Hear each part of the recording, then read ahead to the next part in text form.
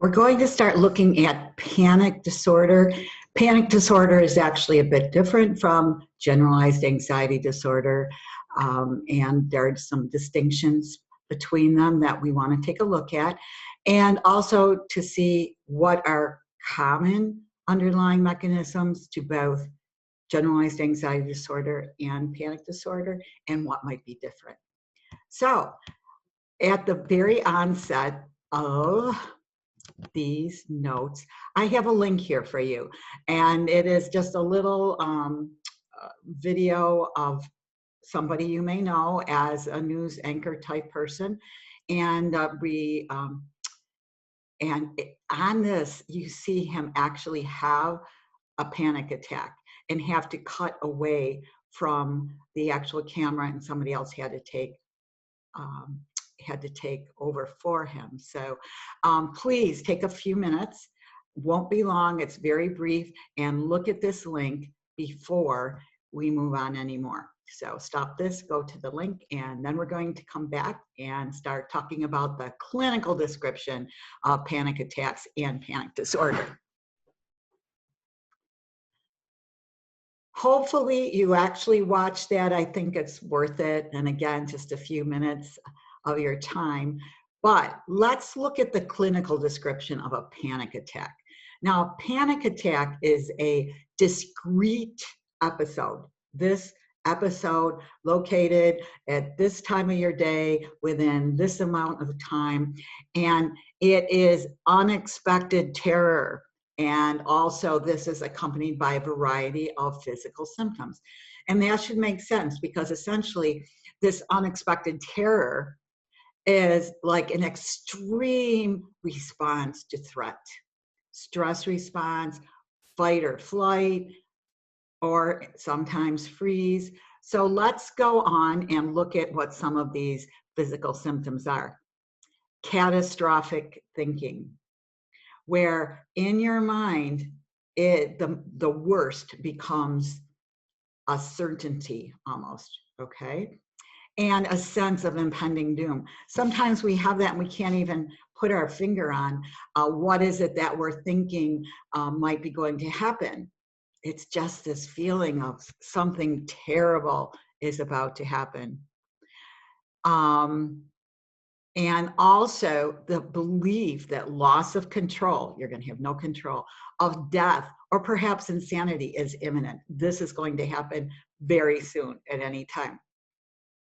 So along with these cognitive types of symptoms, we have neurological, gastrointestinal, cardiac, and pulmonary symptoms.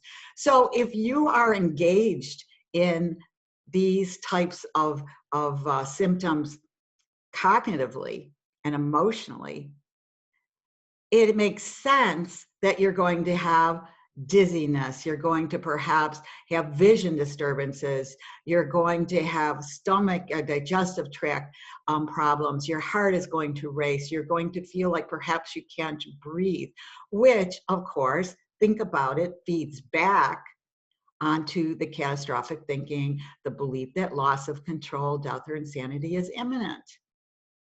Usually a panic attack will last from about 5 to 30 minutes, but it has been known to occur in some individuals for hours at a time. Okay, but the bottom line is it is a discrete episode. It's also possible for a panic attack to occur during the night, during sleep. And these are called nocturnal panic attacks, and they really can be like night terrors. I know, for example, children who are on steroids for some kind of inflammatory disorder, it could even be something like a bad asthma attack or something, can experience these night terrors or nocturnal panic attacks. So these are not initiated necessarily by you contemplating a bad thing happening. And that is very important because that points to the physiological, biological, neurobiological basis of these particular attacks in many cases.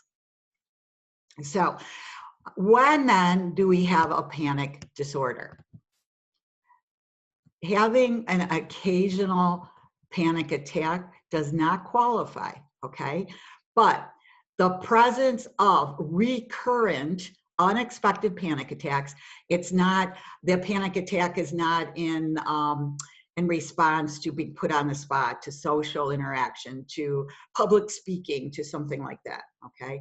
Unexpected panic attacks followed by at least a 1-month period of persistent anxiety or concern about the attacks. Herein lies another problem with panic disorder, is that you start being anxious, you become being anxious about another panic attack occurring. Now, these tend to begin in late adolescence or early adulthood, and reportedly about 2 times more common or prevalent in women than men. You can see by these concordance rates that I have indicated in your notes that there definitely is a genetic predisposition that probably sets the stage for this type of disorder to begin. We have a 15 to 20% concordance rate for dizygotic twins, 40% for monozygotic twins, and that is significant. Up to 42% or thereabouts of individuals with panic disorder have attempted suicide, and up to 60% admit to suicidal ideation. Now, and this suicide ideology or ideation is not related to depression. It is completely separate. If you take away any concordance of depression, any concurrent depression in these patients, and you take away that effect, you still have this high rate of suicide attempts or thought.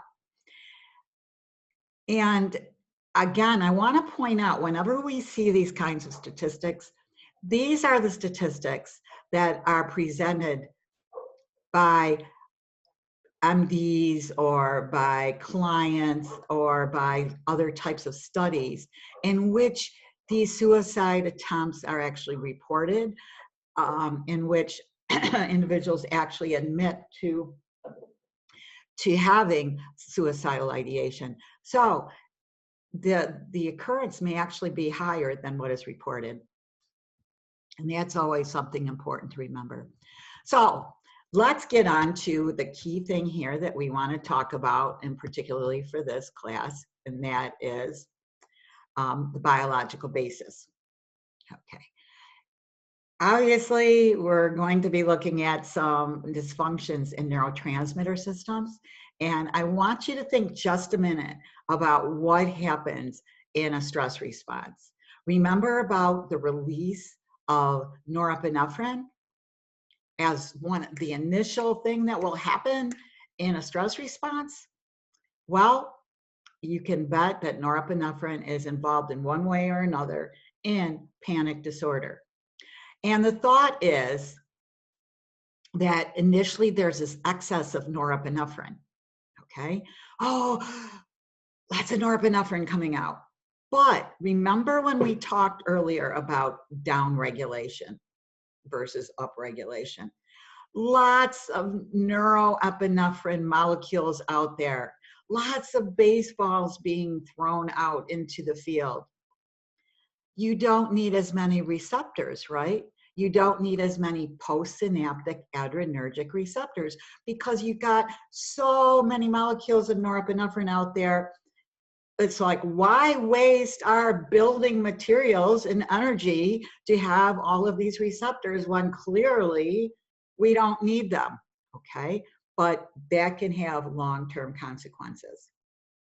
I'm really hoping that by now, the idea of downregulation and upregulation of receptors in this case is making sense.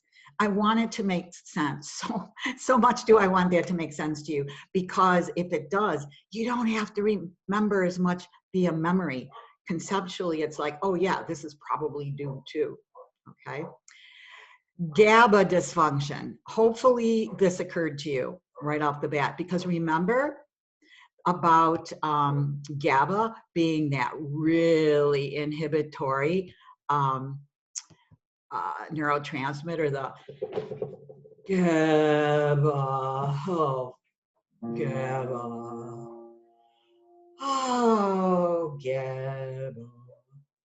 Okay, remember that? Very different from like, so it is thought, and it has been observed, that in some of these patients, that there is an abnormality in that benzodiazepine receptor. Now, remember in the GABA receptor complex, we are going to have inhibition, and that's due to the influx of chloride. And the chloride channel conductance appears to be low. And so these patients really require the administration of exogenous benzodiazepines that are prescribed to you, Xanax, Klonopin, so on and so forth, to reset the receptor complex back to normal. Okay. So here are a couple primary neurotransmitter dysfunctions that have been observed. Norepinephrine, too much and leading to downregulation of the receptors postsynaptically, and GABA dysfunction. So too little chloride channel conductance and a need for exogenous benzodiazepines. Second, carbon dioxide hypersensitivity. Move me over here, so I'm kind of looking more at you. When breathing carbon dioxide or giving lactate, which, if you remember, if you are over exercise, that is something that happens in muscle tissues, but also permeates your system. Panic disorder patients have panic attacks more readily than non-patients. So it's basically a hyperventilation syndrome.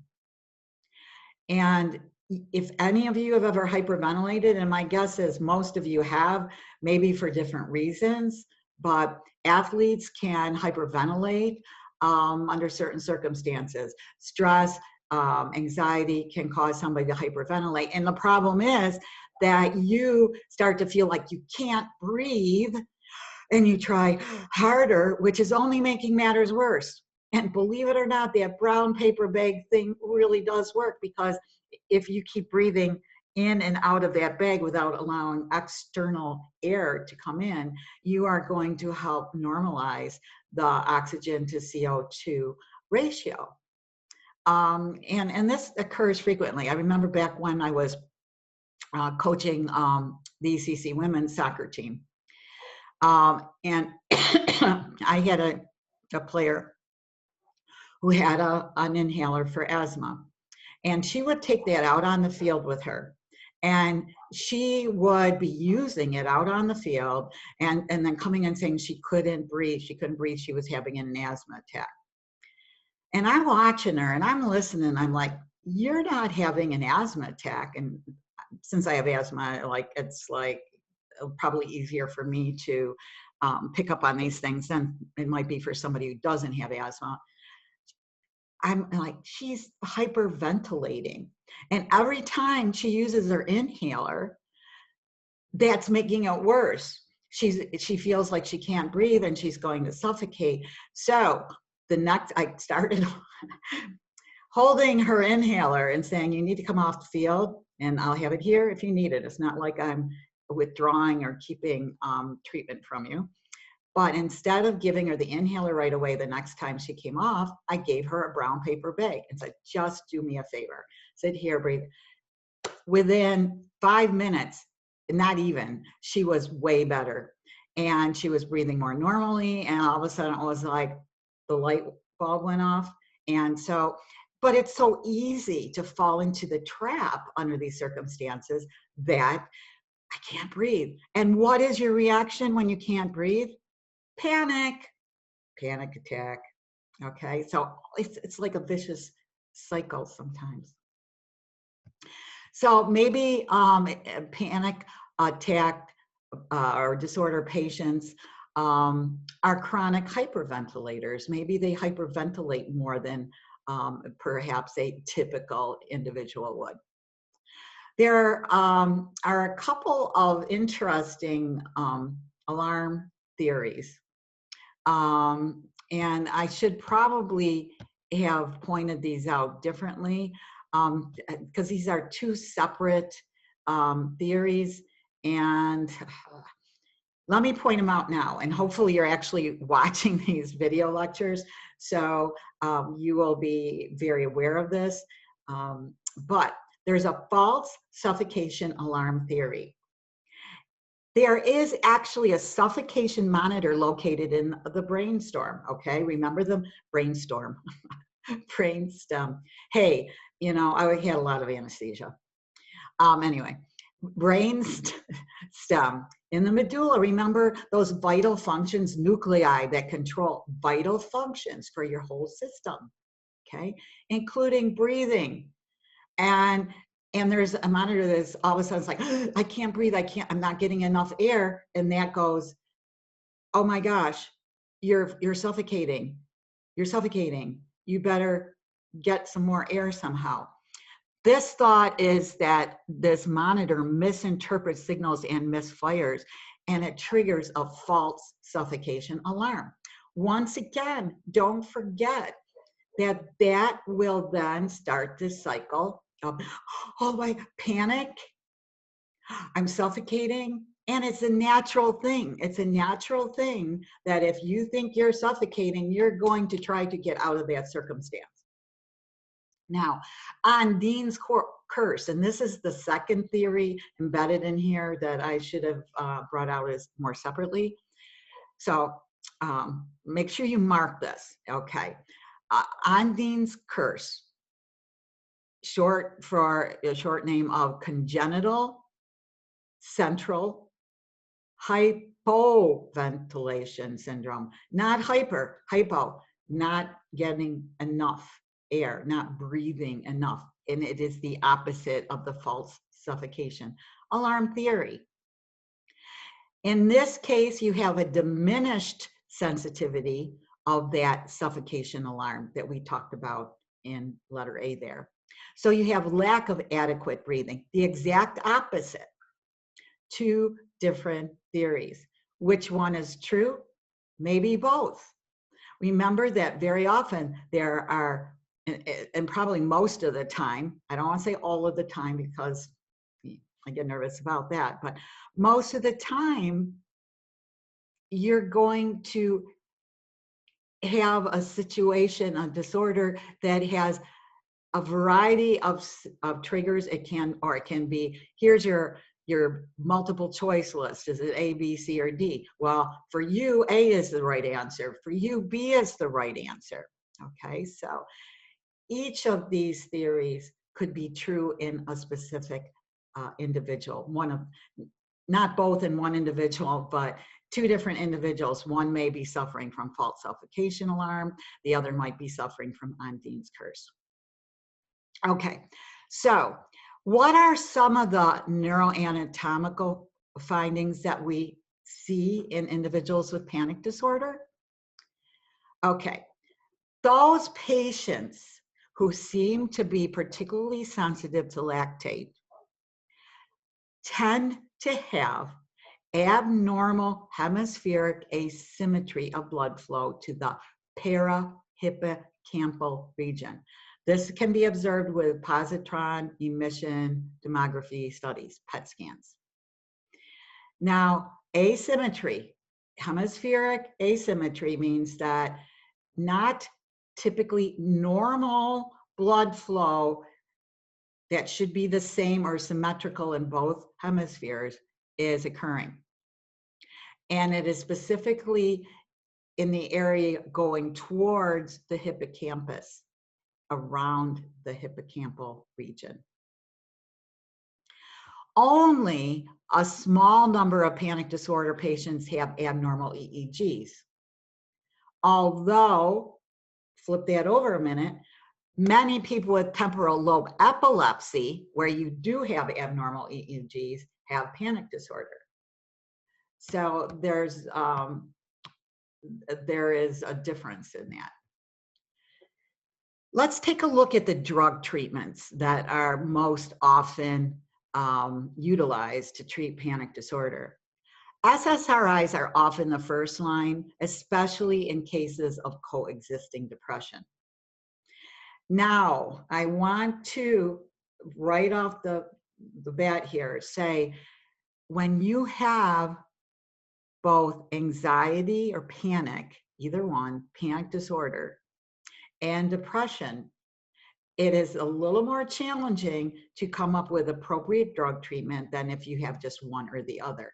Because what we don't want to do, if you remember in the anxiety disorder lecture, we don't want to exacerbate depressive symptoms with what you're using to bring down the anxiety, nor do you want to escalate anxiety attacks because you are trying to ramp up and get higher up and less depressed. So SSRIs are often the first line medication, especially in cases of that coexisting depression. But in this case, in panic disorder patients, these need to be started at low doses because of their tendency to exacerbate panic, as I just mentioned. Concomitant, remember anesthesia, concomitant use of benzodiazepines very often help. So if you're on an SSRI, add a benzodiazepine, and they have synergistic actions in some cases, but the benzodiazepine will help block those anxiogenic actions of the SSRIs. And again, hopefully by now, these terms and these medications are becoming familiar enough to you that you're like, yeah, that makes sense. I could do that. Tricyclics are also utilized sometimes, monoamine oxidase inhibitors. But if you remember about how we have a problem in many cases with tricyclics because it also increases the availability of norepinephrine and dopamine. That could be bad for panic, right? And monoamine oxidase inhibitors, we've talked about some of the issues that accompany those types of medications. So other treatment that can be utilized are cognitive and behavioral therapies. Now, again, and some of you have heard me say this so many times, I'm sure you're like, okay, Putnam, heard this, know this, but I'm going to say it again anyway. You need to be in a situation, you need to get yourself to the place where you can actively engage in cognitive and behavioral therapy. Sometimes it's necessary to incorporate medications first and then start using this dual prong, as I call it, a dual prong approach. And at that point, you can start perhaps, hopefully down the road, start withdrawing somewhat from the medication, the drugs, and just continue to employ the cognitive and behavioral psychotherapy strategies. Okay, what I'm going to do right now is I'm going to split this particular set of notes up into 2 lectures. I wanted to do the panic disorder separately from the OCD. And so we will pick up on these notes in the next video lecture, starting with OCD and then moving on to PTSD. Hopefully this has been a little blurb of a lecture that gives you enough information that you have a better understanding of panic disorder and And next time, we're starting with OCD, a very interesting disorder.